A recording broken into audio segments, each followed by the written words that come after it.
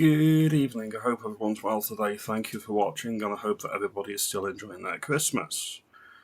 There's been a bit of an incident today that a lot of people are talking about, which is the American intervention in Venezuela. Now, broadly speaking, I don't really do international videos on my channel because, to be fair, we've got too many problems in the UK, and people in glass houses shouldn't throw stones. But I want to give my 2 cents on what's going on because I do think it's pertinent, so I'm going to be doing that. If you find value in this video, consider liking and subscribing. We had this tweet from President Trump earlier on today. The United States of America has successfully carried out a large-scale strike against Venezuela and its leader, President Nicolas Maduro, who has been, along with his wife, captured and flown out of the country. This operation was done in conjunction with the US law enforcement. Details to follow. There'll be a news conference at 11 AM today, Mar-a-Lago, which was earlier on today. America gets stuff done, especially under President Trump. That's the first takeaway I've got from this entire situation. There's many people that can look at the legitimacy of the Venezuelan presidency following the election last year. Again, Venezuela to me is pretty much a nothing burger. It's Central America or South America, Latin America. It's nothing to do with me. It's on the other side of the world, but just so people know where it is, that's where it is. Right near Panama, right near the Caribbean Sea. Alright? Now, regarding the legitimacy of the president and the election, let's look at this now. Let's have a look now. The incumbent president of Venezuela was widely believed to have lost the election on the 28th of July 2024. The presidential election to opposition candidate Armando Gonzalez. Let's just see now. The government-controlled National Electoral Council declared Maduro the winner, with about 51% of the vote against Gonzalez's 44%. The opposition published tally sheets from 80% of polling stations verified by independent analysis. Associated Press, Washington Post, blah blah blah, showing Gonzalez winning overwhelmingly. It was contested. It was a contested election. The pretext for America going in with this intervention, apparently the American administration had offered the Venezuelan president many opportunities to leave of his own accord, and he chose not to. And they've also got an issue with criminals from Venezuela flooding the United States with narcotics, and that's sort of the pretext that's being used. Alright? What I find interesting from the British perspective is what I'm going to get into next, which is Keir Starmer's response, which I'm going to get into now. What's happened in Venezuela? No, I haven't, and it's obviously a fast-moving situation, and we need to establish all the facts. What I can say is that the UK was not involved in any way in this operation, and as you'd expect, we're focusing on British nationals in Venezuela, working very closely with our embassy, and so I will want to talk to the President, I will want to talk to allies, but at the moment, I think we need to establish the facts. I think President Trump is doing a press conference later, so hopefully more information will come out then. What? Apparently we've got a special relationship with America. Apparently we've got a special relationship with the President of America, regardless of who's in the White House and who's in Downing Street. On the basis of this, I don't think that's the case. And if it is, it's a one-way street, not a two-way street. There is concern here. The two superpowers is the rising superpower that is the communist China, and then you've got the American superpower as well. If you want me to pick a side between which superpower I want on my side, if it's the communists in China or the free world, I'm going to pick America every single day of the week and twice on Sunday. That shouldn't be a question. When you look at Sutia Kia, he's very eager to cozy up to China, and he's also eager to cozy up to President Trump whenever President Trump is in Britain. He's hedging his bets so he can swing either way. He's not a conviction politician. He's a laughingstock. And our closest ally and NATO partner can't trust Britain. That's what this says to me. Now, there is an argument with a precision operation like America has done in Venezuela. You don't let anybody know until the last second, if you let anybody know at all, because leaks happen. Leaks happen even from the United States Congress, from the House of Representatives or the Senate. So there is an argument that you just don't tell anyone, you just go and do it. There is an argument for that point. It's clear, though, which the White House has said, is that America carried out strikes on Venezuela and captured their leader, Maduro.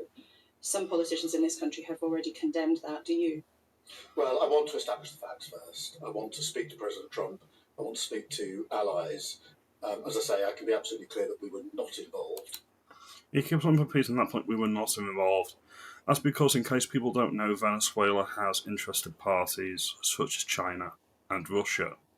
So they're very interested and they are on Venezuela's side. And when I say Venezuela's side, I mean the establishments that Trump has gone in and removed today. Trump is not on the side of Putin and he's not on the side of China. But the president that's been removed today from Venezuela was on their side. Alright? You need to be aware of that. So it's Xi Jinping and Putin and this Modano chap from South America were all on the same page. This is important. In that, and as you know, I always say and believe we should all uphold international law. Today's proven there was no such thing as international law. There were 5 permanent members on the United Nations Security Council. You have China, you have Russia, you have France, you have the UK, and you have the USA. That is why there was no United Nations resolution against the invasion in Ukraine from Russia, because each of the 5 permanent members on the Security Council have a veto. International law is a series of treaties and agreements that say this is how we all agree to behave. If you've got the biggest military, if you have the power of force, international law doesn't matter. International law is for the birds. This is what Trump has demonstrated, and this is what Putin demonstrated in Ukraine. That doesn't mean I'm apologising for Putin, alright? I'm just saying sometimes the show of force is all you need. We're going to leave this clip here. On the back of that really piss poor press conference, I think that was with Beth Rigby, he put out this statement to our dear leader on X. The UK has long supported a transition of power in Venezuela. We regard Maduro as an illegitimate president and will shed no tears for the end of his regime. I have reiterated my support for international law this morning. The UK government will discuss the evolving situation with US counterparts in the days ahead, and we seek a safe and peaceful transition to a legitimate government that reflects the will of the Venezuelan people. His own MPs aren't happy with that. We had this from Richard Bergen. He's one of the far left nutters in the Labour Party. This is a shameful and reckless statement from the Prime Minister. International law is being cast aside to appease Donald Trump. The world will see this hypocrisy for exactly what it is. In contrast with the principal words of Brazil's President Lula, this is real leadership. So, no surprises there. He likes the communists. What a shocker. And if you look back to when this Venezuelan president finally got in 2013, Richard Bergen is consistent on this point. He's a communist, he's a leftist nutter, and he's completely consistent on that. What I would say is, as was mentioned earlier in the video, if there's political will and you're willing to deal with the consequences, international law is pretty much for the birds. You don't have to agree to it because it's just a series of agreements. There's no international police force. Alright? You look at this here. This is the UN. Oh no, first of all, we look at the oil. You'd be amiss if you didn't mention the oil. A lot of people are saying, well, look at Venezuela, they've got the most oil. So people are making the argument that America's gone in for the oil. You can make that argument. I pretty much don't care. As I previously stated earlier in the video, it's their own backyard. Let America do what they want to do. I don't much care, as long as they're not doing it and they're not, well, they could come in and sort out two-tier, but at the end of the day, two-tier was elected, so a lot of people are saying they need to do Britain next, but I don't think they're serious. The as I've previously stated, the international law is for the birds. The only thing I can think of is back in the 80s, Reagan and Thatcher were really, really close, and they had a truly special relationship. A lot of people are saying, well, we need the same now.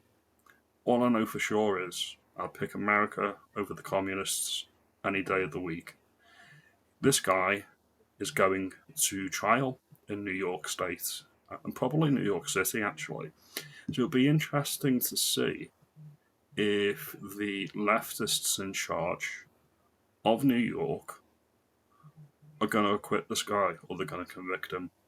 Because even the lefty outlets in America, like ABC and CNN, they're not necessarily praising Trump directly, but they are praising the military precision, that no casualties were suffered on the American side from their military. And they're very, very eager to get on the TV and say, look at America, we've got a really, really strong military, don't mess with us. This is a pertinent message that everybody should be mindful of. I'm mindful of it, and I'm grateful that they're our ally. These are just my thoughts. Your mileage may vary. What I am embarrassed by is the sitting on the fence. All of these politicians, even Joe Biden, when he was in power, all the European leaders, are very, very happy to condemn this Venezuelan president and not do anything to remove him. If you like this video, like and subscribe. I will see you in the next video. Have a good day.